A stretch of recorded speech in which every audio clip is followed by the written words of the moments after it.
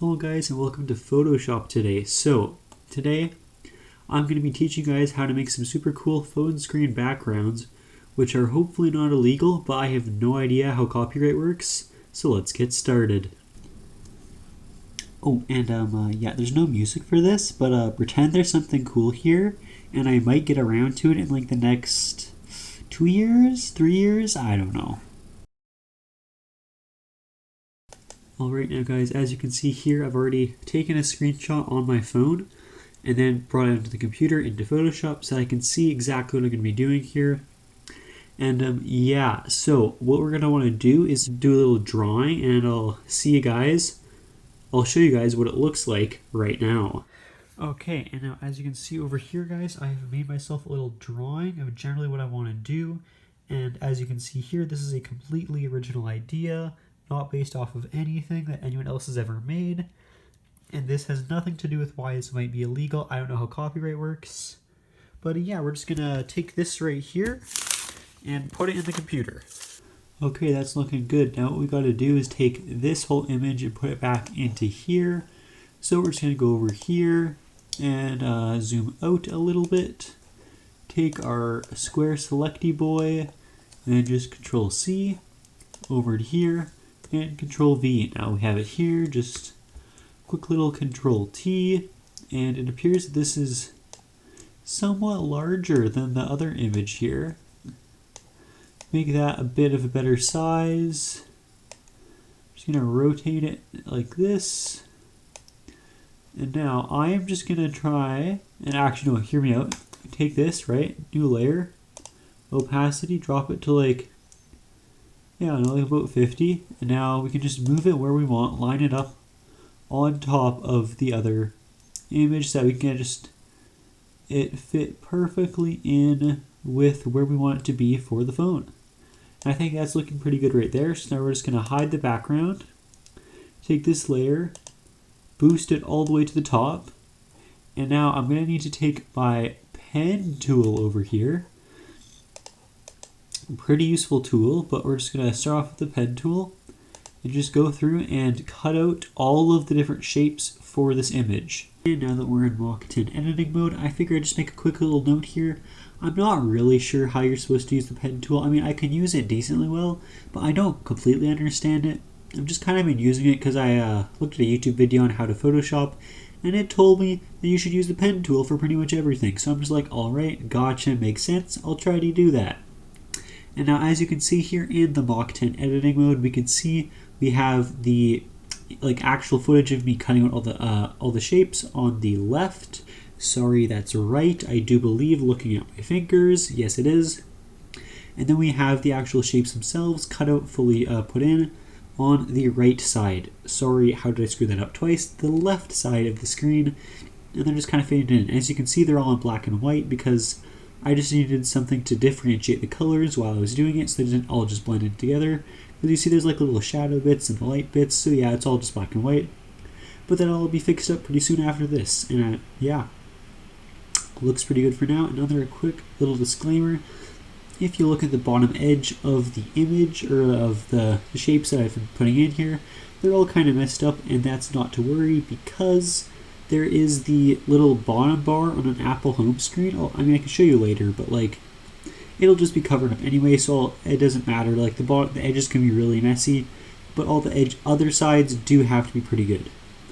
Alright, now as you can see, I got all of the original image just switched over into here and like drawing it with the pen tool, and now I need to maybe some minor adjustments, not really sure yet. But I also want to go through and switch it all into the proper colors, because I'm not making like weird gray mountains with white mountains in the background. I'm now going to switch it all over to like red tones so that it looks like an actual desert. Boom, there we go guys, fancy, colored up, and fresh. You see I also added a little very light blue background just so there's something there. But all we're going to do right now is just, because you see there's still this kind of nasty edge on the bottom of it. So the reason that I have that is if we lower the opacity a decent amount, right, and pull this up, actually we can raise it up a bit more, right, you can see that there's this app screen. There's no actual image there when you put an image onto like your home screen. Nothing will actually come there. It's just like a solid color. So all we're going to do now is just pull this back up to 100%. And then take our circle marquee on this new layer I made, or square marquee, sorry. Make a shape here, and then just make it a general red tone which matches the rest of the picture. And boom, that looks pretty decent. Control deselect, and there we go. Now if we were to lower the opacity of this, yeah, it all matches up perfectly good. Now what we're going to need to do is take this into a separate, or at least, this is like the full image, could use this, but I want to make it a little bit more fancy, so we're going to take it into another Photoshop project and do a little bit more fancy stuff. And now, as you can see here, guys, got in the new project, just resizing it so it fits what I want. And then here, I'm going to rotate it to 45 degrees, and then I'm going to use the slice tool to divide it into a few slices so that I'm going to alter the color of each slice so that it makes a really cool effect overall. So there you see we have about 7 slices, yeah? So we can just take that and then recolor all the individual slices with this fancy blue gradient chart thing I found on the internet. So I'm going to take the paint bucket tool, I think that's what it's called, and just individually change each slice so that it's a different color to the rest, just slightly.